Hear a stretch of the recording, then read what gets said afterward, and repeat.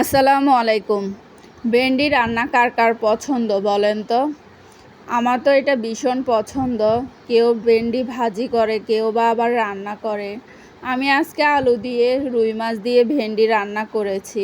আমার থেকে তো এটা ভীষণ ভালো লাগে। এর জন্য রেসিপিটা আজকে আপনাদের সাথে শেয়ার করব। প্রথমে আমি ভেন্ডিগুলোকে কিউব করে কেটে নিয়েছি। একটা ভেন্ডিকে 3 টুকরো করে কেটে নিয়েছি। আলুগুলো এইভাবে কেটে নিয়েছি।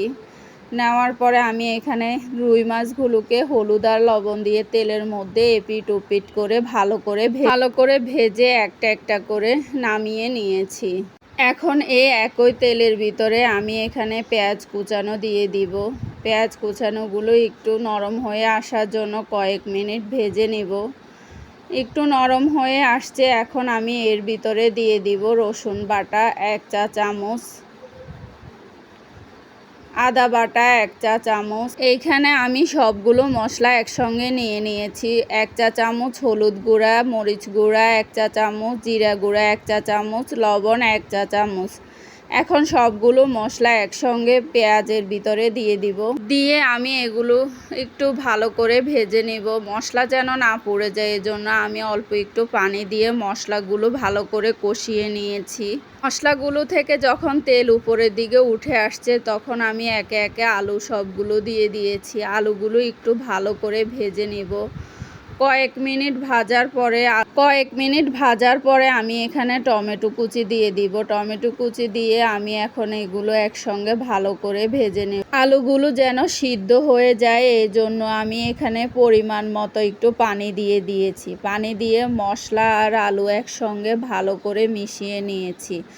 এখন একটা ঢাকনা দিয়ে কয়েক মিনিট রান্না করব।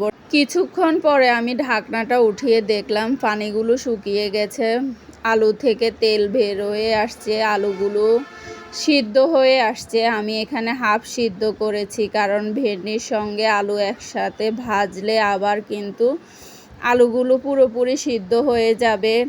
তো আমি ভেন্ডিগুলো সব দিয়ে দিয়েছি। এখন একসঙ্গে মশলার সঙ্গে ভালো করে ভেজে নিব কয়েক মিনিট। ভেন্ডির গায়ে কিন্তু একটা গন্ধ আছে। মশলার সঙ্গে যদি একটু ভালো করে ভেজে নেওয়া যায়, তাহলে কিন্তু ভেন্ডির গায়ের গন্ধ চলে যায়।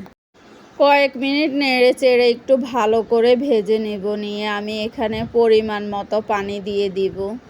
পানি দিয়ে এখন আমি সবগুলো উপকরণ একসঙ্গে ভালো করে মিশিয়ে নেব। কয়েক মিনিট মেশানোর পর আমি এখানে যে মাছগুলো ভেজে রেখেছি, ওই মাছগুলো একে একে সব দিয়ে দিব। দিয়ে আমি একটু ভালো করে নেড়ে চেড়ে মিশিয়ে নেব। মিশিয়ে আমি একটা ঢাকনা দিয়ে কয়েক মিনিট রান্না করব। ঢাকনাটা উঠিয়ে এর মাঝে আমি এসে 2-1 বার নেড়ে চেড়ে দিয়েছি। এখন ভেন্ডিগুলো সিদ্ধ হয়ে গেছে, আলুগুলো নরম হয়ে গেছে। এখন এর মাঝে আমি ধনিয়া পাতা দিয়ে দিব। কাঁচামরিচ, ধনিয়া পাতা একসঙ্গে দিয়ে আমি এখন এটা নামিয়ে ফেলবো। আমি এটার মধ্যে কিন্তু আবার রসুন আর পেঁয়াজের বেরেস্তা দিব, কারণ এই ভেন্ডি রান্নার মধ্যে যদি একটু বেরেস্তা দেওয়া যায়, তাহলে কিন্তু ভেন্ডির টেস্ট অনেক ভালো আসে। আপনারা এভাবে রান্না করে খেয়ে দেখবেন, ভীষণ মজা হয় কিন্তু ভেন্ডি রান্না আলু দিয়ে, রুই মাছ দিয়ে, যে কোনো মাছ দিয়ে রান্না করা যায়। আমি তো রুই মাছ দিয়ে রান্না করে খেয়েছি। আপনাদের কাছে যদি আমার চ্যানেলটি ভালো লেগে থাকে, তাহলে অবশ্যই আমাকে লাইক, কমেন্ট, শেয়ার করবেন। আসসালামু আলাইকুম।